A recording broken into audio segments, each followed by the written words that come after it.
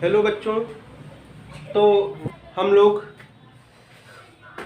आज से कुछ चीज़ें जो क्लास में हम लोगों ने पढ़ रखी है उससे आगे यहाँ देखेंगे।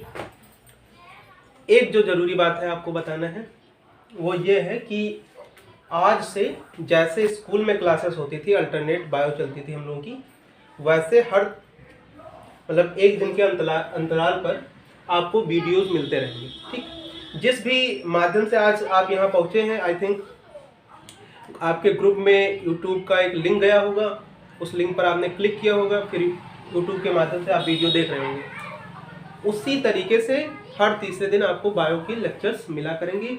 आपको उसको देखना है, उससे नोट्स बनाना है, चीज़ों को समझना है। ठीक, एक बार में ना समझ आए दोबारा पूछ सकते हैं, दोबारा देख सकते हैं वीडियो। अगर तब भी कोई दिक्कत होती है तो आप ग्रुप में या हमारे नंबर पर जो भी नंबर्स दिए गए हैं उस पर क्वेश्चन भी कर सकते हैं। ठीक, तो हम लोग शुरू करते हैं। हम लोग क्लास में टिश्यूज पढ़ रहे थे, हमें याद है, और तो उसी से आगे चलते हैं। तो सबसे पहली बात, टिश्यू का मतलब क्या होता है?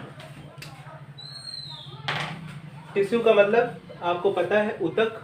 ऊतक क्या होते हैं? टिश्यू के बारे में आपने कहा है कि वह, या ऐसे कहा है आपने, कोशिकाओं का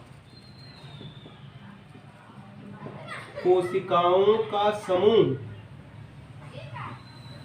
कोशिकाओं के समूह को क्या कहते हैं? टिश्यू। लेकिन कैसी कोशिकाएं? जिनकी कौन सी दो चीजें समान होती हैं? जिनकी कार्य और रचना, ऐसी कोशिकाएं जिनकी कार्य और रचना समान होती हैं, ऐसी कोशिकाओं के समूह को क्या कहते हैं? ऊतक कहते हैं। ठीक है, और यहाँ हम लोग बेसिकली बात करेंगे प्लांट टिश्यू की, मतलब पौधों में जो ऊतक पाए जाते हैं उसके बारे में। ठीक है, तो आई थिंक ऊतक की परिभाषा आपको क्लियर हो गई होगी कि कोशिकाओं का समूह जिनकी कार्य और रचना क्या होती है? समान होती है, उन्हें हम क्या कहते हैं? ऊतक कहते हैं। ऊतक कितने प्रकार के होते हैं? तो अगर ब्रॉडली डिवाइड करें तो ऊतक दो प्रकार के, एक को बोला जाता है मेरिस्मेटिक टिश्यूज और दूसरे को बोलते हैं परमानेंट टिश्यूज। मेरिस्मेटिक की हिंदी विभज्योतक ऊतक, हम लोगों ने बात किया था, क्लास में भी बात की थी, विभज्योतक ऊतक, और दूसरे को बोलते हैं अस्थायी ऊतक। विभज्योतक ऊतक को तीन भागों में डिवाइड किया गया शुरुआती दौर: एपिकल मेरिस्टम, लेटरल मेरिस्टम और इंटरकैलरी मेरिस्टम। इसकी हिंदी देख लें। एपिकल को बोलते थे हम लोग शीर्षस्थ, क्या बोलते थे? शीर्षस्थ विभाज्योतक। लेटरल को बोलते थे पार्श्वीय, क्या बोलते थे? पार्श्वीय विभाज्योतक। इंटरकैलरी को बोलते थे अंतर्विष्ट, क्या बोलते थे? अंतर्विष्ट विभाज्योतक। ठीक है, क्लास में थोड़ी बात भी की थी हम लोगों ने कि एपिकल मेरिस्टम का जो काम होता है वो पौधों की लंबाई को बढ़ाना होता है। क्या? पौधों की लंबाई बढ़ाने का काम होता है। ठीक है, किसका? कोई पूछे कि पौधों की लंबाई बढ़ाने में कौन से ऊतक जिम्मेदार होते हैं, तो जवाब क्या होगा? Apical meristem. क्या जवाब होगा? Apical meristem. दूसरा था लेटरल मेरिस्टम। उसमें पार्श्वीय का मतलब ये हुआ कि जब विड्थ बढ़ेगी पौधे की, विड्थ मतलब मोटाई कह लें आप। किसकी बात करेंगे हम लोग? मोटाई। तो लेटरल मेरिस्टम की मदद से पौधों की मोटाई बढ़ती है। क्या बढ़ती है? पौधों की, यहां हमने लिख दिया, ध्यान देना, पौधे की मोटाई बढ़ती है। किससे? Lateral meristem. अगर कोई पौधा है जिसमें पार्श्वीय विभज्योतक की कमी है तो उस पौधे की मोटाई नहीं बढ़ेगी। ठीक है, वो लेंथ बढ़ सकता है लेकिन उसकी विड्थ जो होगी वो नहीं बढ़ेगी, कम रहेगी, या पौधा सिर्फ लंबा ज्यादा रहेगा, चौड़ा नहीं होगा। आपने देखा होगा बहुत सारे पौधे होते हैं जिनकी चौड़ाई काफी होती है, और कुछ पौधे आपने देखा होगा कि जिनकी केवल लेंथ ही ज्यादा होती है, चौड़ाई काफी कम होती है या मोटाई कम होती है, ऐसे कहना। फिर इंटरकैलरी, किसकी बात करें? इंटरकैलरी या अंतर्विष्ट विभज्योतक वह होते हैं जिनकी वजह से पौधों में किन्हीं दो, जैसे आप इसको देखिए, ये पौधे का मान लो कोई तना है, ठीक, तो पौधे के ये मेन तने से कोई ट्रंक भी जाएगा, ट्रंक मतलब शाखा, कोई शाखा भी जाएगी, ठीक है। तो शाखाओं के विभाजन में या शाखाओं के बनाने में जो विभजोतक काम करते हैं उनको क्या बोलते हैं? इंटरपैल्पी। किसके लिए जिम्मेदार है ये? शाखा के लिए। शाखाओं के बनने में जिम्मेदार है कौन? अंतर्विष्ट विभजोतक। ये बात क्लियर है इतना? ये तीनों प्रकार के विभजोतक आप समझ गए होंगे, ठीक। अब हम लोग आगे चलते हैं। अब दूसरी तरफ अगर आप देखें तो परमानेंट टिश्यूज के बारे में हम लोग बात करेंगे। परमानेंट टिश्यूज जो हैं उन्हें दो भागों में बांटा गया है। मेरिस्मेटिक तीन प्रकार के, एपिकल, लेटरल और इंटरफेरिसेस। भूलो ना, इसलिए आप इसका नेमोनिक बना सकते हो, ALI। क्या बना दोगे? ALI। ये है नेमोनिक। इसकी मदद से थोड़ा सा आपकी मेमोरी में चीजें रिटेन रहेंगी कि मेरिस्मेटिक ALI होते हैं, एपिकल, लेटरल और इंटरफेरिस। परमानेंट में आइए तो सिंपल होता है और कॉम्प्लेक्स होता है। कौन से दो प्रकार होते हैं? सिंपल, सरल ऊतक और जटिल ऊतक। सरल को बांटा गया है मेनली तीन प्रकार के। एक को बोला जाता है पैरेन्काइमा, दूसरे को बोला जाता है कोलेनकाइमा, तीसरे को बोला जाता है स्क्लेरेन्काइमा। क्या बोला जाता है? स्क्लेरेन्काइमा। पैरेन्काइमा की हिंदी होती है मृदुतक। क्या हिंदी होती है? मृदुतक। मृदुतक मतलब ऐसे ऊतक जो पौधों के नए भागों में पाए जाते हैं। जैसे कोई पौधा आप देखोगे, जो नए पौधे होंगे उनके जो तने होते हैं काफी सॉफ्ट होते हैं, तो उसमें जो टिश्यूज होते हैं एक्चुअली वो क्या होते हैं? पैरेन्काइमा होते हैं। क्या होते हैं? पैरेन्काइमा। पैरेन्काइमा मतलब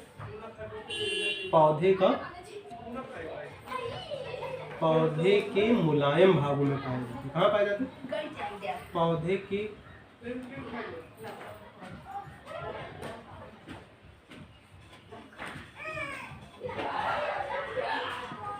कहाँ पाए जाते हैं? पौधे के मुलायम। कौन? पैरेन्काइमा। जैसे आपने कोई नया छोटा पौधा आप देखोगे तो उनके जो तने होते हैं काफी सॉफ्ट होते हैं, आप उन्हें इधर उधर मोड़ सकते हैं।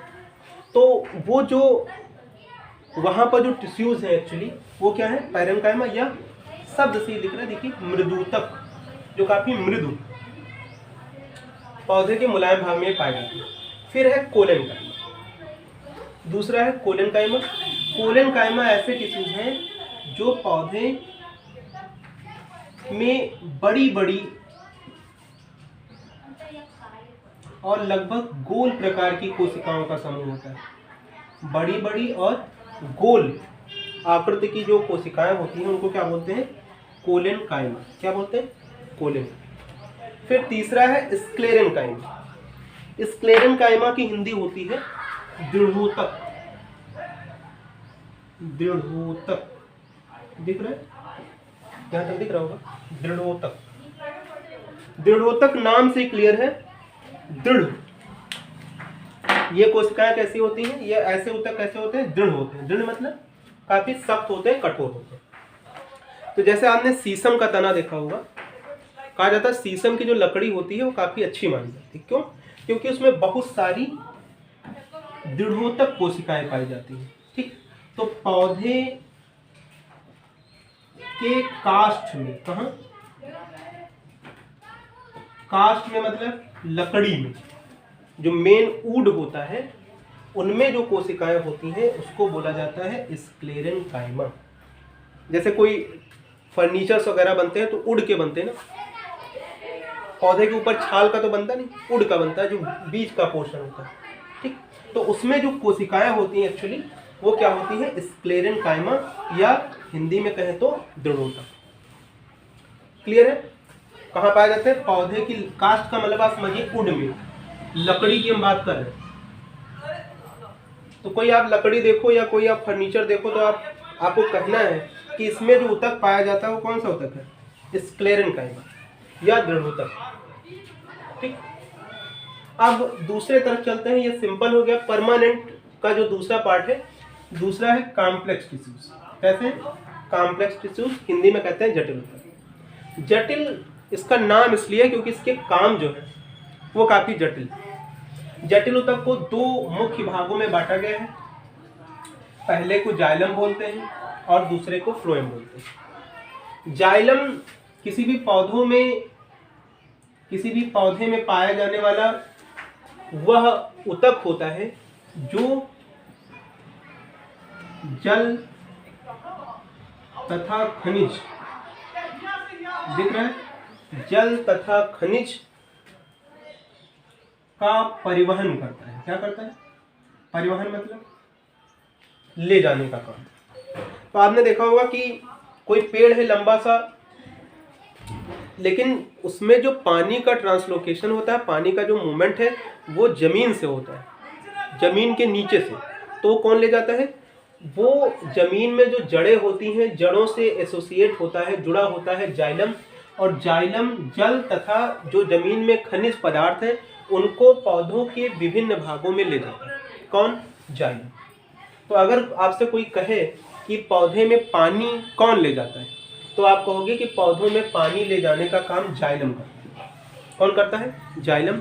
और कोई आपसे पूछे कि पानी कैसे जाता है पौधों में, तो आप कहोगे कि नीचे से जमीन से पानी अवशोषित होता है जड़ों के मूल द्वारा, मूल रोम द्वारा, और पौधे के विभिन्न भागों में पहुंचा दिया जाता है। किसके द्वारा? जाइलम की मदद से।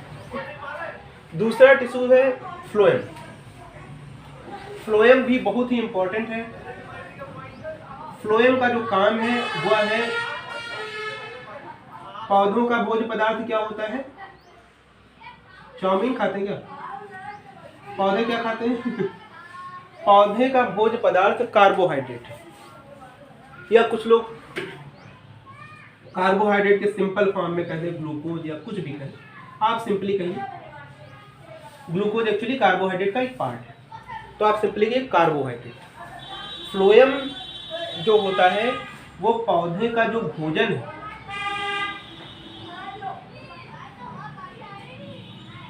भोजन दिख रहा है यहाँ, एक मिनट हम देख लेते हैं कि दिख रहा है कि नहीं। दिख रहा है।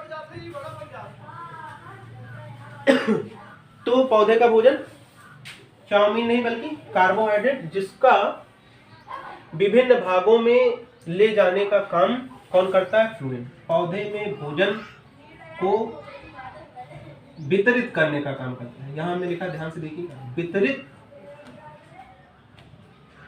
करता है। क्या करता है? वितरित करता है। कौन? फ्लोएम। भोजन बनता कहाँ है पौधों में? रसोई घर है कि? पौधे में भोजन जो है हमारा वो हरी पत्तियों में बनता है। कहाँ बनता है भोजन? हरे पत्तियों में भोजन का निर्माण होता है। और इसका मतलब क्या हुआ? इसका मतलब यह हुआ कि पौधे में जो भोजन पत्तियों में बनेगा वह फ्लोएम के माध्यम से विभिन्न भागों में पहुंचाया जाएगा।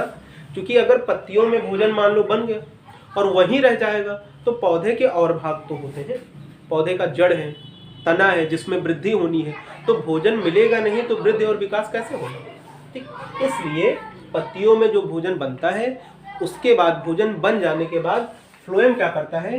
पत्तियों से भोजन को ले जाता है पौधे के विभिन्न भागों में।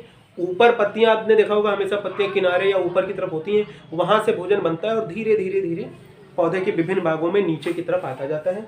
इसीलिए आपने एक चीज देखा होगा कि पौधों में जो मोटाई या तंदुरुस्ती है वो नीचे की तरफ ज्यादा होती है, क्योंकि ड्यू टू ग्रेविटी जो पृथ्वी अपनी तरफ खींच रही होती है उसकी वजह से भी, और फ्लोएम की मदद से भोजन हमेशा ऊपर से नीचे की तरफ आता है।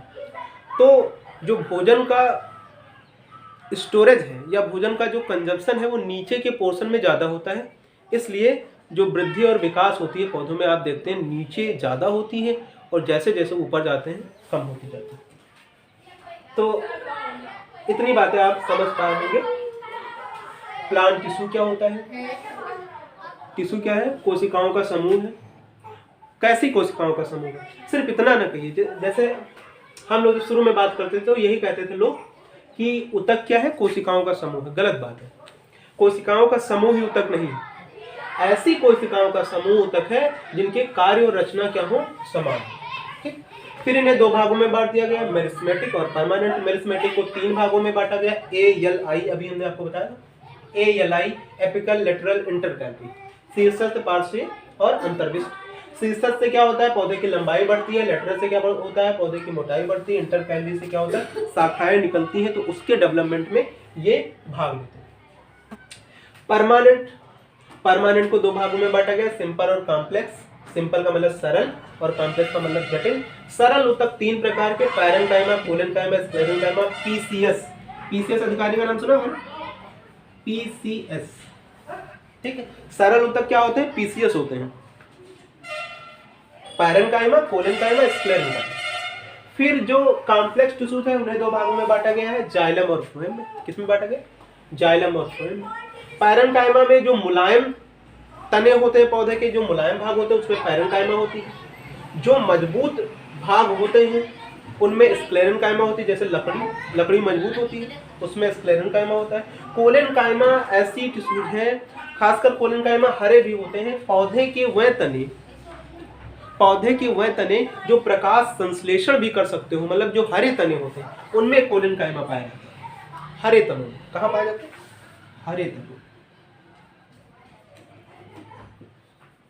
हरे तनों में। ठीक है।